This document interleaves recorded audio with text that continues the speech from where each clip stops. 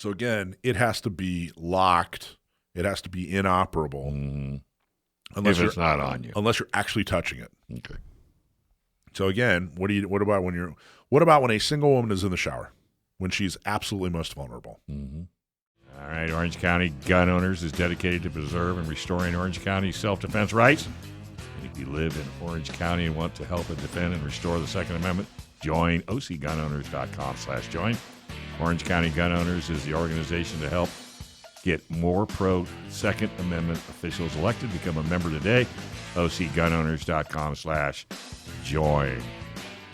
I'm in row 14, seat 11 at any theater. Don't ever sit in that chair. Why? Because that's where I sit. Dave's seat. It's dead in the middle. It's perfectly with sound and vision. So what is it? Well, haven't they changed? Last time I went and saw a movie was the first time I saw a movie in a theater in like 10 years. And they were all like lazy boy recliners, and everything's changed. And you have to pick your specific seat. You just can't walk in. Row 14. I don't know if they seat have 11. I don't know if they have 11 in a row. They're like, Oh, yes, they do. all right. Have you been to one of those Papadopoulos or whatever the hell it is? They're all doing that now. With the food and the booze. But yeah, I've been there. Yeah. The big problem is when you walk in and say, "Do you want a blanket?" That's a dead giveaway. You're not going to stay awake throughout the whole movie. They should never give you a blanket. All right. So big news. About a year ago, not a couple years ago, we helped get Laura Lothian elected to La Mesa City Council, and we were truly the difference that got her elected in a tough area. La Mesa its demographics has changed. It used to be a solidly Republican town, and it is not solidly Republican anymore. There have been a lot of folks that have moved in that have different views. Who's the mayor over there? Dr. A. He's got a big long Papadopoulos. Yeah, he's got a big long last name. Looks like your brother. Well, there's a lot of good. He's from Greece. There's a lot of good-looking people on the Mesa. You're right. Yeah, he's been on KOSI like 3 times now. So, and they're now a. Let me think. Well, he's really truly an independent. I think so. He's not Democrat. He's not Republican. He's certainly not pro, but he's certainly not anti-gun. He voted the right way. But they just lost, like, for example, Bill Baber was solidly Republican. He's no longer on the city council. And there are some really extremist folks on that council now. Yeah. And they don't like guns. So Laura Lothian helped lead the charge, and we got that taken care of. It was a storage law that was introduced and died. But now with Bill Baber gone, there's a very real chance that they're going to bring it back. Well, they brought it back, but there's a very real chance that they're going to vote it in. So they brought it back. It's on the agenda. It's item number 11.2, and this Tuesday at 6 p.m. at the La Mesa City Council at their town hall or their City Hall. It's they're going to introduce a draft safe gun storage ordinance for consideration. Discussion and possible direction on a draft ordinance adding La Mesa Municipal Code Chapter 10.30 regulating the residential storage of firearms and conducting an associated public information program. Councilmember Shue, Councilmember Dillard. Shue is the extremist I'm talking about. He's not just a Democrat. He's not just left of center. He's an extremist weirdo. And he's definitely anti-gun. So, the whole thing, back when it was 2008, when Heller versus D.C., that whole case was about forcing people to keep their guns locked up or inoperable in their home. And the Supreme Court said you can't do that. So everybody's wondering, well, gee, I don't have to show up. I don't have to do anything because the Supreme Court ruled. That's not how it works. We still got to show up. They changed it just enough to where they think it's not quite exactly what the Supreme Court was ruling on, so they think it's constitutional. Now, the main thing that they're saying they're going to research it and whatever. All they're going to do is it's already prepared. Del Mar passed it. Solana Beach passed it. City of San Diego passed it. That's just here in San Diego. They've passed it up and down in California. And it's a storage law that basically says unless you're touching your gun, you have to keep it inoperable, locked up, et cetera, et cetera. So unless you're actually touching it, so you can't keep it on the nightstand. You know what I mean? But you can keep it on your hip. Yes, you can keep it on your hip. But what if you're taking a shower? What if you're getting ready for bed? Well, you wash yours in the sink. Well, how bad could that be? And how are they going to enforce this thing? Were they going to go door to door? You know, how are they going to? Law enforcement doesn't like this, but they don't care. Yeah, well, of course not. They just need it in the event they need it to prosecute. They do, and what they lead with is what? Guess what they lead with? Why do you think that what's their number one reason that we need to do this? Something to do with the riots? Save the children. Okay. Right? But what's wrong with that? Yeah, there's already laws on the books. There's already laws on the books. This has nothing. This will not enhance anything when it has to do with kids. In California, if you store a firearm in such a manner that a kid has access to it or can gain access to it, that is illegal. That's already a state law. Right. So can you sue them? Well, it doesn't matter. We're activists. No, okay. We're not lawyers. You know what I yeah. mean? So it doesn't matter if we can sue them or not sue them. What matters is we have to show up and stop this. Okay. You know, we have to get in front of them and say, hey, look, you know, this is not La Mesa maybe has changed demographics, but not this much. Mm-hmm. You know, we still have passionate gun owners here, and here are the problems with this. Now, who does this affect most? I would say it affects most a single woman living in her home, no kids, right? And she has a firearm to defend herself from violent crime. She can't leave it on her nightstand anymore. She can't leave it on the counter when she's, you know, taking a shower, getting ready for bed.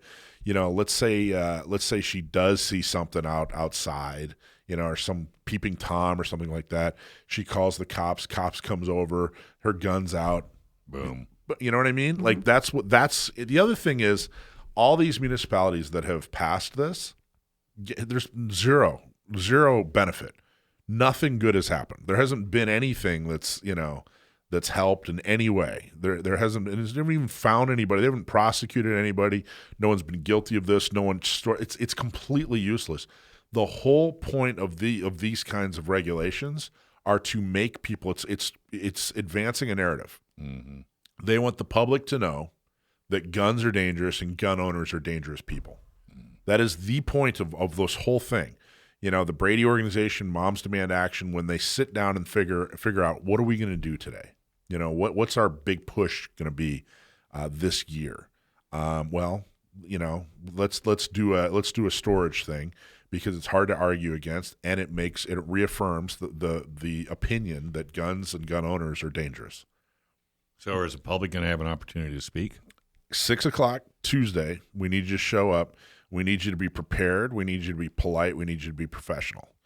And we need to flood them with positive remarks and about gun owners and say, hey, this is way too far. This is way too intrusive. Is this the example you would give? I think there's a number of things to talk about.